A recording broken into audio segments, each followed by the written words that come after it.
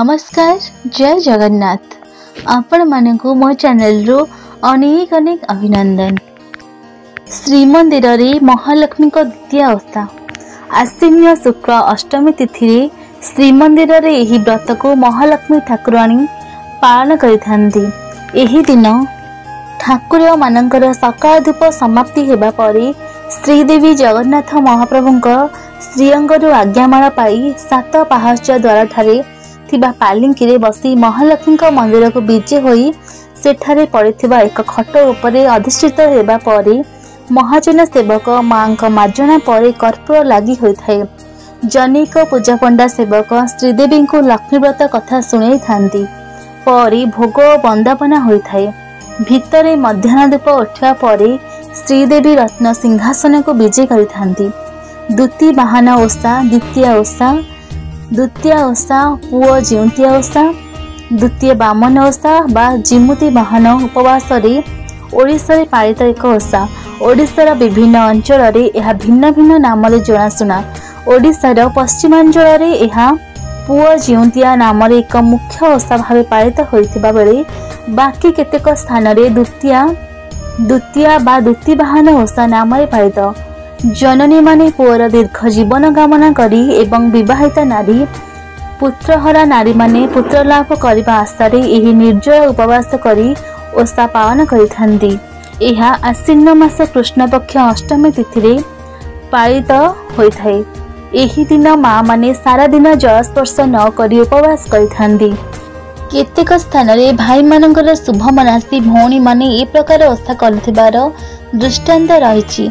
पितामाता मृत्यु परे पुआ पिंडदान करिबार सामाजिक चलनी ओडिशा रे प्रचलित। पुत्र लाभ करिबा ओ तार मंगल कामना करिबा निमंते एही ओषा पालन करा जाय थाए। आयुर्वेद अनुसार जुईर बंध्या निराकरण शक्ति थिबारु एहार व्यवहार करा जाय। अपामार्ग बातसनाशक होइथिबारु एहा व्यवहार नारी मानक संतान लाभ पाई हितकर होइथाए। गजमुग और चना रे पुष्टिसार ताहा मध्य स्वास्थ्य पक्षे हितकर। एही व्रतर उपास्य देवता जिमुता वाहन। ओडिया कवि पुरुषोत्तम दासଙ୍କ रचित जिमुती ओषा कथारे जिमुता वाहन सूर्यଙ୍କ पुओ बोली अभिहित करा दैछि। केवल साधवा नारी माने एही ओषा करिथांती। जिउतियार पूर्व दिन ओषाकारिणी माने नदी किंबा पोखरी तुठକୁ भल भाବରେ परिष्कार कर दियंती। 108 अक्षत अरुआ चाउल 108 दुब नाना प्रकार फूल आखु कदली कंदमूल नड़िया गजमुग बड़ चना सोला नारंग पान काकुड़ी कमला जह्नी कखारु आदि 21 प्रकार फल और परिबा आनी थांती। सप्तमी रात्रि रे चिल्लो और सियाल को मने मने स्मरण करी ता पर दिन प्रभातरु तांको जाई भेटिबाको दुए। स्नान शेष करी सेही दिन जाक निर्जल उपवास करने पड़े। संध्या समय पूजा स्थान को पवित्र करी सेठारे गोटे कोठी तैयारी करा जाए। चारि पाखर माटी खोजी नहीं मझीटी को छाड़ी दिया जाए। सत्य जेमिति चारि पाखरे पानी रहिले मझी अंश गोटे दीप पर जना पड़िबो। एही कोठी अति कम रे 2 हाथ लंबा हेबा दरकार। ता मझीरे तुलसी गछ लगा जाए एवं कदली गछ पोता जाए। खोला जाए एक बिल तैयारी करी तहिरे बाली देई बेदी निर्माण करा जाय थाए। बेदीर पूर्व पाखरे सूर्य पश्चिम पाखरे एक कदली गछ को जिमुत वाहन प्रतीक रूपे पूजा करा जाय थाए। लेउटिया साग व्यतीत अन्य पनीपरिबा को नेई व्यंजन प्रस्तुत करी खीरी पिठा इत्यादि प्रस्तुत करी संध्यारे स्नान करी गंगा माता को पूजा करी रात्रि रे द्वितीय वाहन को फल भोग देई ओषार उपाख्यान सुनिथांती। जदि कई अपुत्रिक थांती ताहले बास जुई डाल आनी चारि पाखरे पोती रखती। विभिन्न बनर मुरुज करी सूर्य देवतांकर काल्पनिक चित्र आंकी चिल एवं सियाल को उत्तर रे रखी पश्चिम रे द्वितीय वाहन को स्थापन करी थांती। व्रत धारण करिथिबा नारी माने बाली रे चिल एवं सियाल चित्र आंकी अपमार्ग काठी रे दांत घसथांती। सेही दिन समस्ते शुक्ल वस्त्र परिधान करती। एथिपाई जोगाड़ करिथिबा 21 प्रकार फल और परिबा को चांगुठी थोई ता उपरे गोटे नुआ लुगा पकाई आस्थाना पाखरे नहीं रखा जाए। ता सहित कौड़ी चौरा 80टा गुआ सेही काठ कोठी भितरे पकाइबाको हुए। एही प्रकार विधि रे ओषा शेष करी ओषा द्रव्य को निजे न खाई राति 9 पाहुण स्नान करी विविध व्यंजन प्रस्तुत करी समस्त बांटी दि जाए। साधारणतः अपुत्रिक पुत्र लाभ आशारे ओषा शेष ओषारे व्यवहृत पूजा सामग्री को ओषाकारिणी माने गिळिबा चबाइबार परंपरा रही। ता सहित धूपदीप दे तांको पूजा करती। पूजा शेष करी सूर्य देवता को प्रणाम करी एकमुखा होई घर को लेउटी आसंती। ओषार परदिन से माने नुआ लुगा पिंधि घरे पूर्णकुंभ बसाई गोटे स्थान को गोबर पानी लिपि पोछि रंधाबढ़ा करथिबा जिनस को सेठारे थोई दियंती। कुंभ आगे दीप जली पूजा स्थल 108 चाउल 108 दुबस एक कसी काकुड़ी को शालपत्र बांधी पुओ मान बंधाई थांती। ताकू सेमाने दूती बाहन को नैवेद्य दियंती। सेही सामग्री को पुओ मान अपाद मस्तक छुआई व्रत बा जिउंतिया को सेमानक हाथ रे कबज करी बांधी देई थांती और बंधुबांधव पिला समस्त परसी थांती। संतानवती माँ संतान मानकर दीर्घ जीवन कामना करी ए प्रकार ओषा करुथिबारु एही ओषा प्रत्येक ओडिया नारी प्राण में गभीर रेखापात करिथाए। कौनसी लोक विपद रक्षा पाइले लोक माने कहिथांदे सतरे माँ तोर द्वितीय पूजिथिला तेणु रक्षा पाइगलु। पुत्रवती माँ पुत्र चंद्ररिष्ट खंडन पाई द्वितीय ओषा करिथांती। तेणु जन्म समय चंद्र प्रभाव को लाभ करबा पाई द्वितीय चांद पूजा करबा जेपरि दरकार पड़े सेहीपरि सूर्य देवता को पूजा करबा पाई ए प्रकार विधि विधान आयोजन करा जायछि। पुओ जिउंतिया ओषा मनुष्यर धर्मीय अनुचिंता को सुदृढ़ करने सहित माता पुत्रर अनाबिल स्नेह ममता को रद्धिमंत्र करिथाए।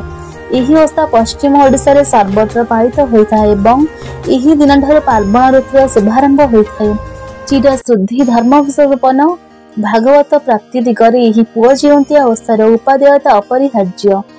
एहार किंबदंती आश्विन शुक्ल पक्ष अष्टमी को मूलाष्टमी कहुए। एही दिन ओडिशार विभिन्न अंचल द्वितीय ओषा पालित होइथाए। द्विती बाहन एही ओषार देवता।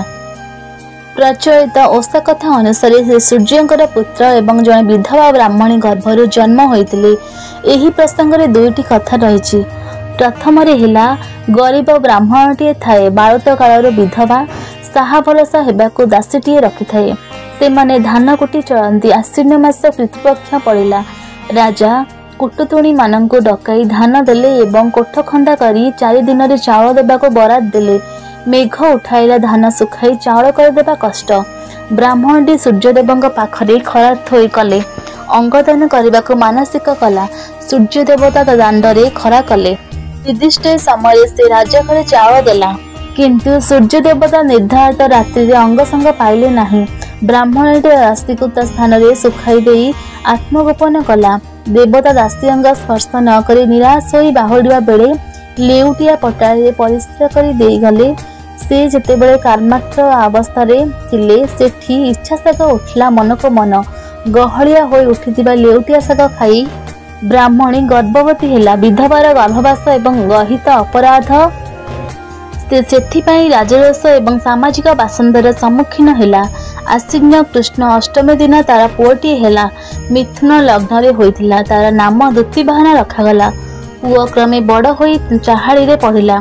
दिने तार खड़ी गोटाड़ी गड़ी जिबारु जणे सांग को बढ़ाई देबा को अनुरोध कला। से पिलाटी दोधासुर पुओ ताको खड़ी गोटाड़ी बढ़ाई देबा को कहुथबा रांडी ब्राह्मणी पुओ को से अणबा पुओ बोली कही अपमानित कला।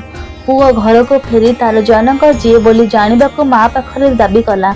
माँ सूर्योदय पर्यंत अपेक्षा करने को कहले। राति पाहिला। अरुण रथरे बसी सप्तश ब्राह्मण सूर्य आकाश रे देखादेले। माँ चिन्ह दे कहले ये तो बापा। पुओ दूती बाहन सूर्य को देखी नमस्कार कला। सूर्य हाथ बढ़ाई कोल को टेकी नेले। कोल रे बसाई नाना अलंकार पिंधाई देले। आकाशर नाना अलंकार पाट शाढ़ी खसिला। यही विचित्र दृश्य देखी बहु संख्यार लोक जमीगले। उपस्थित नरनारी विस्मित हेले। पुओ सूर्यदेव को पचारे बापा मोर मो माँ कहीं असती बोली निंदा पाउछंदी। आपण जदि मो बापा तेबे मु अणबा बापा बोली अपमानित होछि। सूर्यदेव आश्वासन दे कहले तो माँ सती। किछि दिन परे तू और तो माँ पृथ्वी रे पूजा पाइब। द्वितीय हेला गोटे चिल एवं गोटे श्रृगाल एही ओषा पालन करथिले। कित्येक स्त्री लोक ओषा कोठी पाखरे बसी ओषा पढ़ुथिबार देखि से माने एथि प्रति मन बढ़ाइले। ओसैटी ओषा शेष जो पूजा जिनस फोपाड़ी देते ताहा सेमाने संग्रह कले। सेमाने छाड़ी जाइथिबा हळदी लगे स्नान कले। चिलटी निष्ठार सहित कष्टारे ओषा कला किंतु शृगाळटी भोक संभाळी न पारला नाही। राति भितरे कोरड़ भितरे पशि मांस खाईदेला। चिल किछि जानी पारी शियाळे को पचारला, भौणी तू एते बेले कौन कड़मड़ करी चोबाउछु? शियाळे कहिला, कौन अछि जे चोबाइबी? थंडारे मो दांत कड़मड़ शब्द हेउछि। परजन्मरे ओषा प्रभावरु एही चिल शृगाळ मनुष्य जन्म पाइले। उत्तर कूଳରେ दुई भौणी होई जन्म हेले। शियाळ बड़ भौणी हेला, चिल सान भौणी जन्म हेला। बड़ भौणी मंत्री और सान भौणी साधव को विवाह कले। पूर्व जन्मरे व्रत खंडित करिथिबारु मंत्री पत्नी पिता छुआ हेबारु कष्ट और दुख अनुभव कला, किंतु साधवाणी पुत्रवती होए सुखरे कोल को काल कटाइला। फल बड़ भौणी सान भौणी को ईर्षा कला। सान भौणी साधवंग पत्नी संतान माने माउसी घर खेलिबाकु जाती। बड़ भौणी तथा मंत्री पत्नी शिरावती होए सेमानंकु विभिन्न भाव हत्या करी साधव स्त्री पाखकु हांडी चांगुड़ी इत्यादि प्रतिथर मृतंकर शरीर पठाए एवं दूतीवाहनक महिमारू पुआ माने भलरे थांती। पढ़ा होइथिबा माया पुत्र मानकर शरीर नड़िया आखु गदा चना इत्यादि खाद्य पदार्थ पालटंती। सरल साधव स्त्री एकथा जानी पारे नाही। पुओ माने ठीक समय बाहुरंती एवं माउसी माने न मरिबारु शिरावती आतंकित हेला। एही अवसरे मंत्री एकथा जानी तांको भर्त्सना कले। शिरावती को नहीं साधवाणी पाखे क्षमा मागिले, किंतु दूतीमान साधवाणी को पूर्वर स्वप्न सब कथा कही देथिले। से भौणी उपर रागिथिले मध्य दूतीवाहन को ओषा करिथिबारु सब प्रकार साहाय्य कला। से माने ओषा पूजिया समय दूतीवाहन 7 वर्षर पिला बयसरे धनुरे जुईरे काठसर देखि शिरावती को कांड पिंधिले और तार मड़ीछि दोष भग्न होई से पुत्रवती हेले। दूतीवाहन ओषा कथा।